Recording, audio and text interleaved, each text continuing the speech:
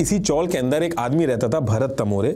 9:15 पे ये ताज होटल का एम्प्लॉय था। तो जैसे ही ये अपने घर से ड्यूटी के लिए निकलता है, इसको एक बोर्ड दिखती है जिसमें 8 लड़के 20 से 25 साल के उतर रहे होते हैं। बाकी के जो 2 थे वो उसी बोर्ड पे रहते हैं। ये इन लड़कों को रोक के पूछता भी है कि कहाँ जा रहे हो।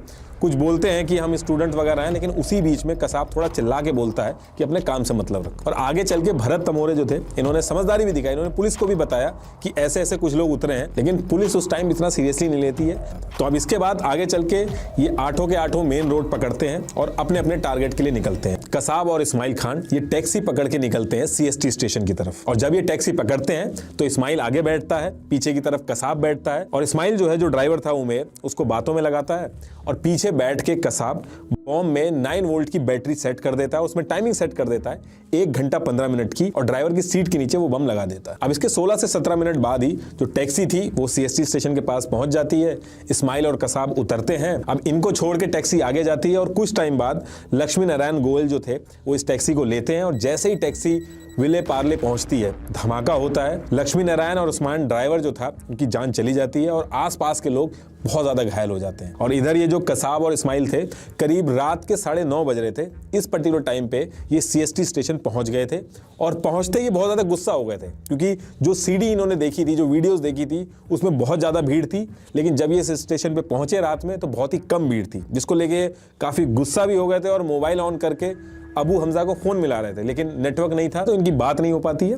उसके बाद भी ये लोग मन मार के अपना स्टेशन के अंदर घुसते हैं। सबसे पहले कसाब एक वॉशरूम देखता है, उसमें जाता है, बम वगैरह जो थे उसमें बैटरी लगा के उनको रेडी करता है। उसके बाद इस्माइल जो था वो वॉशरूम में जाता है, वो हथियार वगैरह रेडी करता है और वॉशरूम से बाहर निकल के आता है। और दोनों रेडी होके अटैक करना स्टार्ट कर देते हैं। शुरू में अजमल जो था वो बंदूक से गोलियां चला रहा था और इस्माइल जो था वो एक बैग से हथगोले फेंक रहा था। जो लोग वहां से बच के निकले उन्होंने बताया कि गोली चलाते हुए अजमल पागलों की तरह हंस रहा था, जैसे कि कोई वीडियो गेम खेल रहा हो। पुलिस वगैरह भी इनके ऊपर अटैक करती है, लेकिन ये लोग गोलियों की बारिश कर देते थे उनके ऊपर, हथगोले फेंक देते थे। तो इनको पता था कि पुलिस के पास जो हथियार है वो इनसे जीत नहीं पाएगी, तो बहुत ही कॉन्फिडेंट थे। और इसी टाइम पे विष्णु दत्ताराम अनाउंसमेंट भी स्टार्ट कर देते हैं स्टेशन के ऊपर कि सारे पैसेंजर अपनी जान बचा के बाहर निकल जाएं इस स्टेशन से और खाली कर दें इसको। इस्माइल और कसाब ये दोनों 9:30 बजे के करीब इस CST स्टेशन में घुसे थे और 10:45 तक 6 मैगजीन इन्होंने खाली कर दी थी और एक बैग खत्म कर दिया था ग्रेनेड का। इसके बाद पूरा CST स्टेशन जो था वो खाली हो गया था।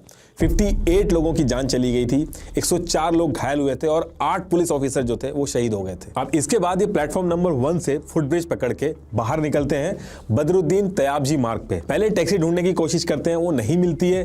कार पार्किंग में जाते हैं, वहां पे कार खोलने की कोशिश करते हैं, वो भी नहीं खुलती। और जब कुछ भी काम नहीं करता है तो ये पैदल उसी रोड पे चलने लगते हैं। तब तक पुलिस पीछा करते करते आ जाती है, इनके ऊपर काफी हैवी अटैक करती है। तो ये लोग भाग के ऑपोजिट डायरेक्शन में कामा हॉस्पिटल था उसकी बाउंड्री में घुस जाते हैं। करीब 10:50 का टाइम था और ये लोग उसी बाउंड्री पे चढ़ जाते हैं। उसी बाउंड्री से चढ़ के ये लोग पुलिस के ऊपर अटैक करते हैं, गोलियां मारते हैं, बारूद फेंकते हैं। और पुलिस को ज्यादा कुछ समझ में नहीं आ रहा था। शुरू के 3 घंटे तो पुलिस यही सोचती रही कि शायद ये गैंग वॉर है। अब ये जो इस्माइल और कसाब थे ये कामा हॉस्पिटल में घुस तो गए थे, लेकिन शुरू में इनको पता नहीं था कि ये हॉस्पिटल है। और फिर बाद में ये कामा हॉस्पिटल पे बोर्ड वगैरह देखते हैं। ये जो हॉस्पिटल था ये वुमेन और चिल्ड्रन के लिए था, तो इनको दूर से ही बच्चों के रोने की आवाज, औरतों के चीखने की आवाज आ रही थी। तो ये सुन के ही कामा हॉस्पिटल की जो बिल्डिंग थी उसके फ्लोर पे चढ़ने लगते हैं। अब क्योंकि कामा हॉस्पिटल जो था वो इनके प्लान में नहीं था, इसका ना तो कोई मैप था इनके पास, ना कोई डिटेल थी, तो ये रैंडम जगह जगह पे घुस के सबको मारने की कोशिश कर रहे थे। लेकिन वहां पे एक चीज अच्छी हुई थी कि सारे लोगों ने मिलकर लॉक लगा दिया था, सारे गेट लॉक कर दिए थे और लोहे के जो गेट थे लॉबी के वो भी लॉक कर दिए थे और लाइट जो थी वो बंद कर दी थी। करीब 1 घंटे तक ये दोनों उसी हॉस्पिटल में घूमते रहते हैं और फिर फ्रस्ट्रेट होके हॉस्पिटल की जो दीवार थी उससे कूद के साइड वाली रोड पे आ जाते हैं। इनको समझाया गया था कि CST स्टेशन पे अटैक करने के बाद इनको मालाबार हिल पे पहुंचना था और वहां पे अटैक करना था। तो ये ट्राई कर रहे थे कि कुछ गाड़ी वगैरह पकड़ के वहां तक पहुंचे, लेकिन रोड पूरी तरीके से खाली थी और रात का टाइम भी था और अंधेरा था, तो ये लोग ज्यादा कुछ कर नहीं पा रहे थे।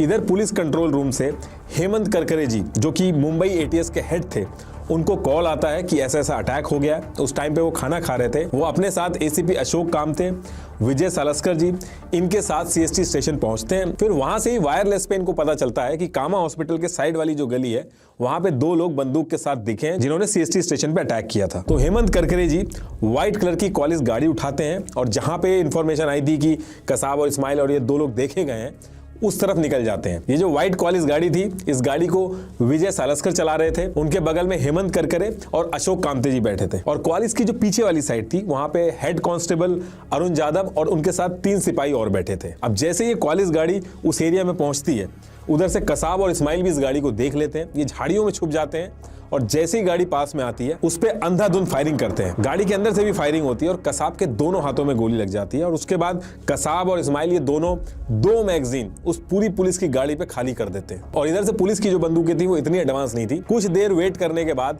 इस्माइल और कसाब को जब लगता है कि अब कोई नहीं बचा है, तो वो गाड़ी के पास जाते हैं। गाड़ी ये बहुत देर से ढूंढ रहे थे क्योंकि इनको गाड़ी पकड़ के मालाबार हिल जाना था। तो आगे ड्राइवर सीट जो थी, वहां से ये दोनों हेमंत करकरे, अशोक कामते और विजय सालस्कर जी, जो कि शहीद हो चुके थे, उनको गाड़ी से बाहर कर देते हैं।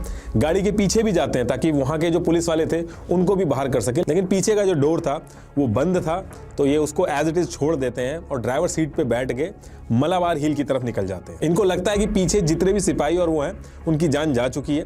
लेकिन गाड़ी में पीछे जो हेड कांस्टेबल अरुण यादव जी थे, उनके कंधों पे गोली लगी थी, लेकिन उनमें जान थी। और बाकी जो सिपाही थे, उनको जो गोली लगी थी, उनकी जान चली गई थी, वो उनके ऊपर गिर गए थे। और साथ में योगेश पाटिल भी थे, उनमें भी जान थी, लेकिन वो बेहोश हो गए थे। तो अरुण यादव जो थे, वो कसाब और इस्माइल जो आगे बैठे थे, उनकी सारी बातें सुन रहे थे। इस्माइल गाड़ी चला रहा था, कसाब जो था वो रोडों पे अंधाधुंध फायरिंग कर रहा था। उस गाड़ी का टायर भी फट गया था, लेकिन वो लोग फुल स्पीड पे गाड़ी चला रहे थे। अरुण यादव जो थे वो सारी बात सुन रहे थे, लेकिन वो कुछ रिएक्ट नहीं कर रहे थे।